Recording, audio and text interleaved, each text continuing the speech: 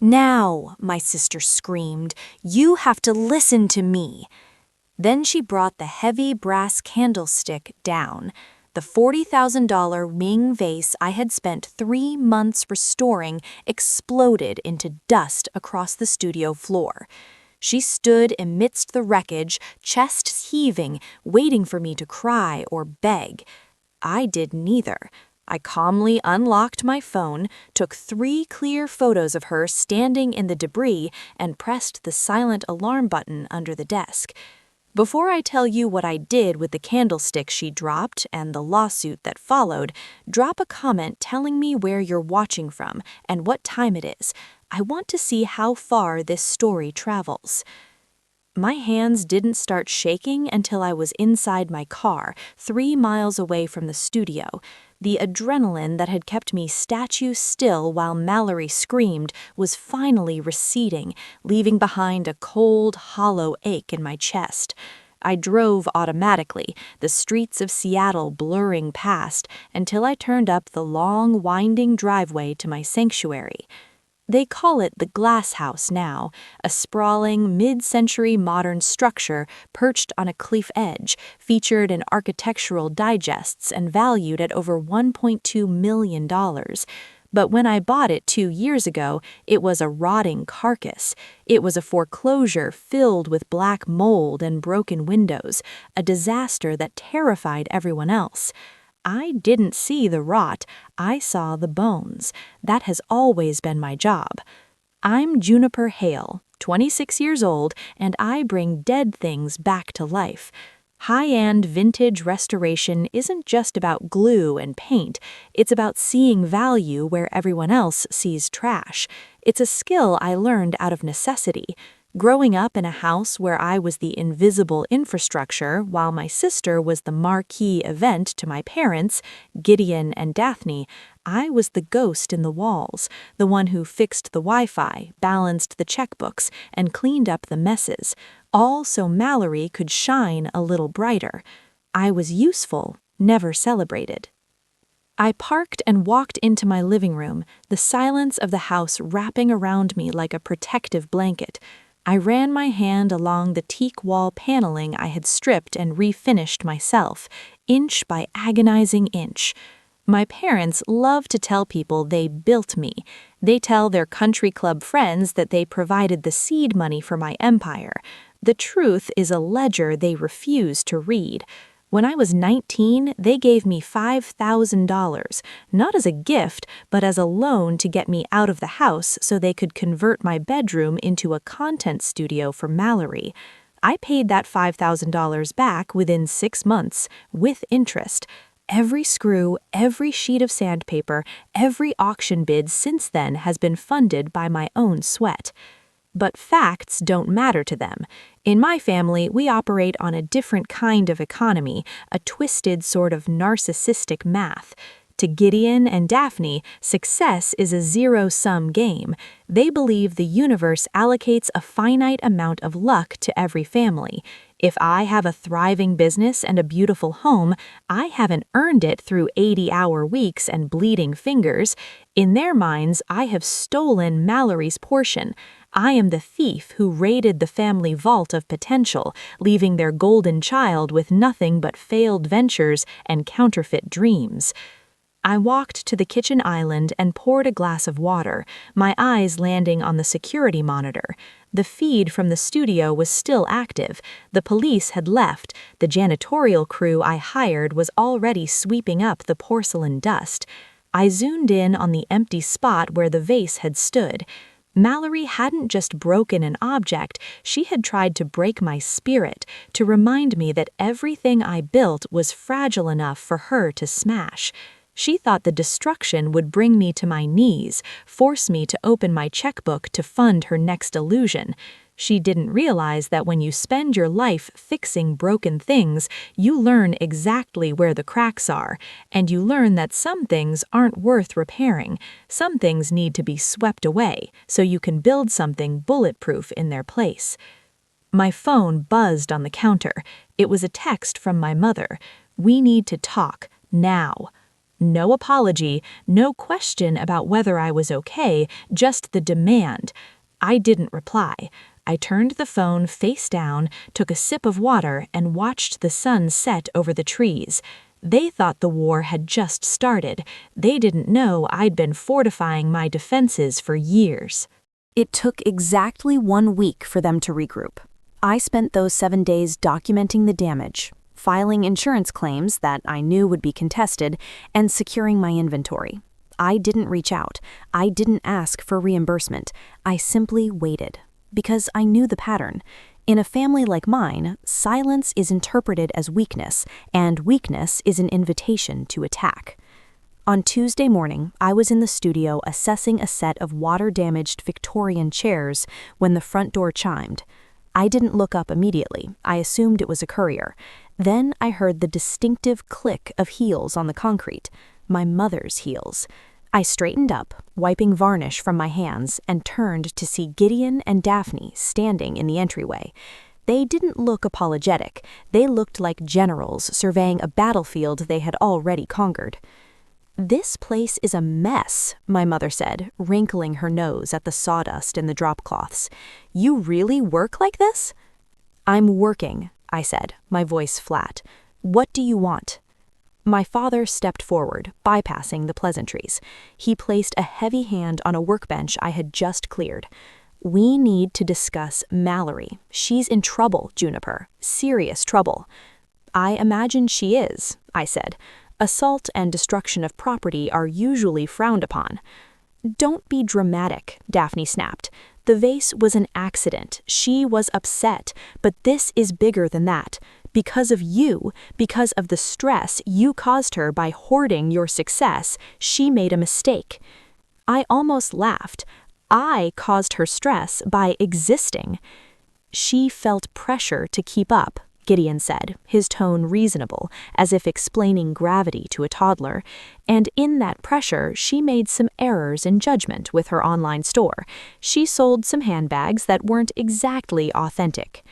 "Counterfeit," I corrected. "She sold fake luxury goods. That's federal wire fraud."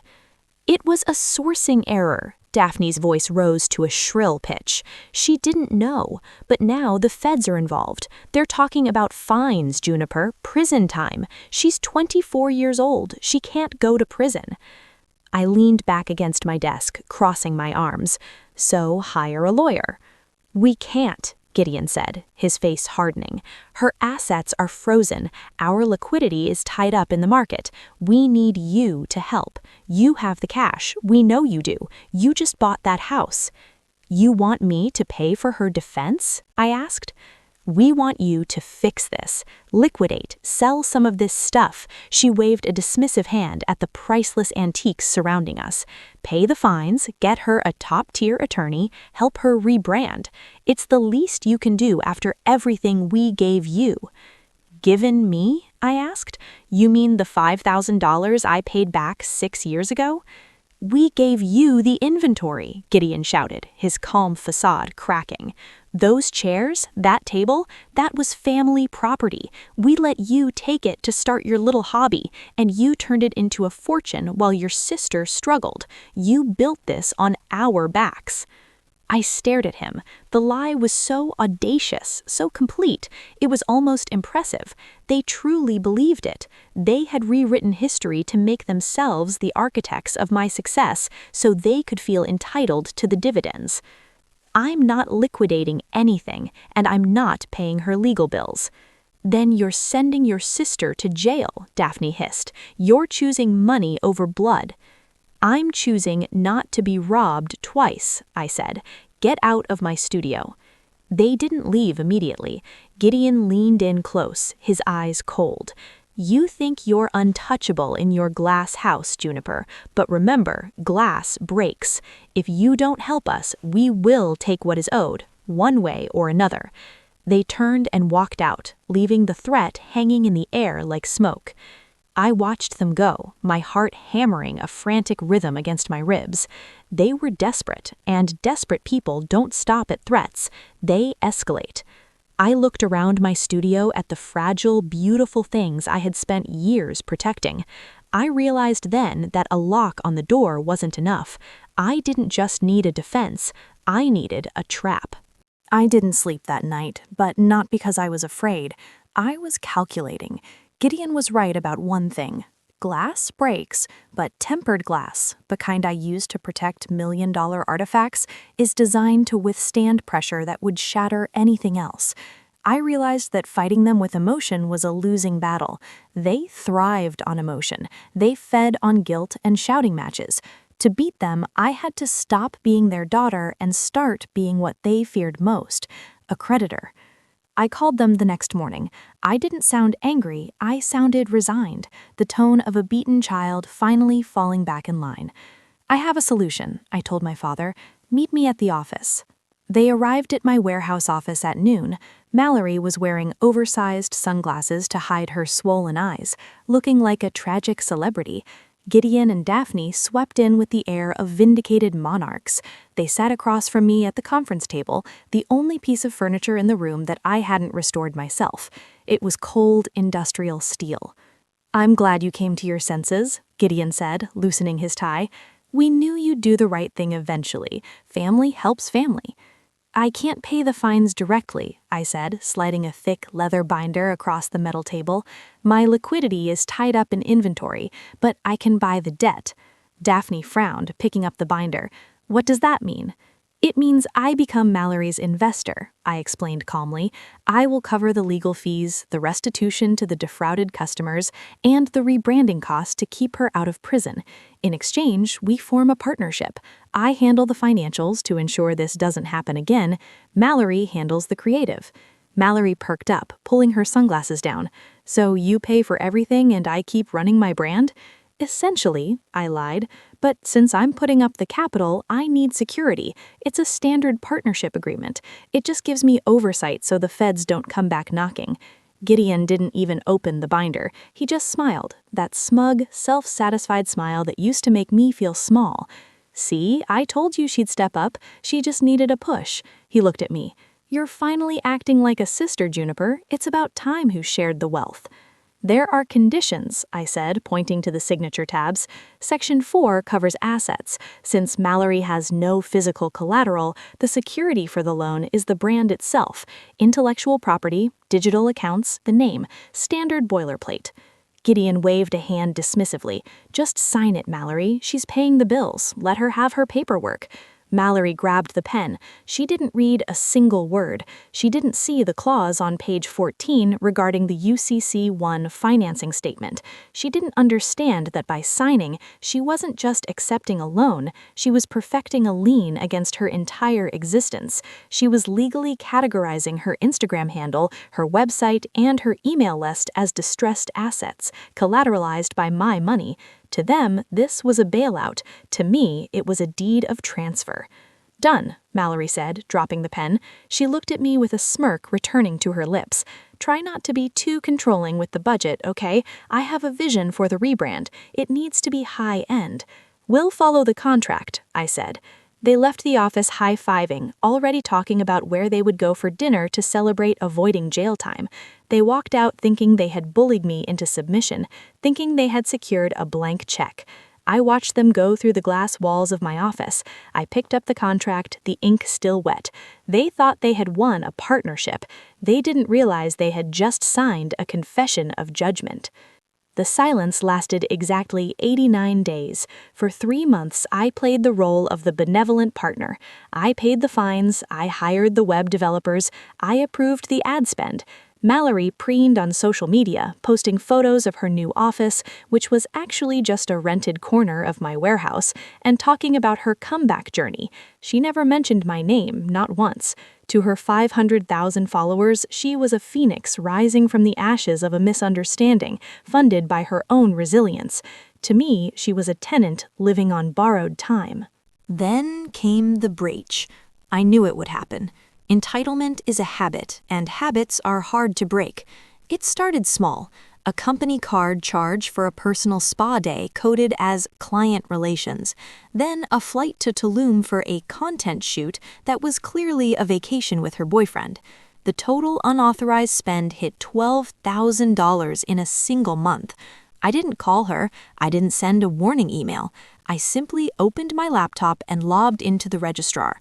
Because of the power of attorney clause buried in the partnership agreement, I didn't need her permission to act. I needed a reason, and she had just handed me $12,000 of them. At 2 in the morning on a Tuesday, I executed the transfer. I rerouted the DNS for her website to point directly to my restoration portfolio. I changed the passwords on the business email accounts. Then, the coup de grace.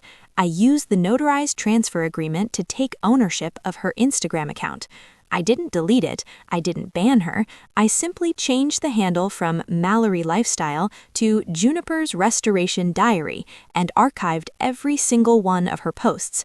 5 years of selfies, brunch photos, and carefully curated influencer captions vanished into the digital void, replaced by a single high-resolution image of a restored 18th century cabinet. The caption read, "True value is built, not bought. Welcome to the new chapter." I was asleep when she found out. I woke up to the sound of pounding on my front door. It was 7 in the morning. I checked my phone first. 47 missed calls. I walked to the door, coffee in hand, and opened it to find Mallory standing there, mascara running down her face, her phone clutched in her hand like a weapon. "You deleted me!" she screamed, her voice cracking. "You deleted my life, my followers, my brand. I can't log in. It says I don't own the account." "You don't," I said calmly, taking a sip of coffee. "You defaulted on the partnership agreement. Section 8, subsection C. Misuse of funds results in immediate asset forfeiture. The brand was collateral. You spent the money. I took the collateral." "You can't do that," she shrieked, lunging forward as if she might try to grab my phone. "That account is worth millions. It's my identity."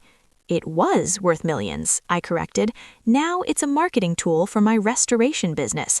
And judging by the engagement on the cabinet photo this morning, your followers prefer antique wood to your vacation selfies." "I'll sue you," she spat. "Mom and Dad will kill you. Give it back."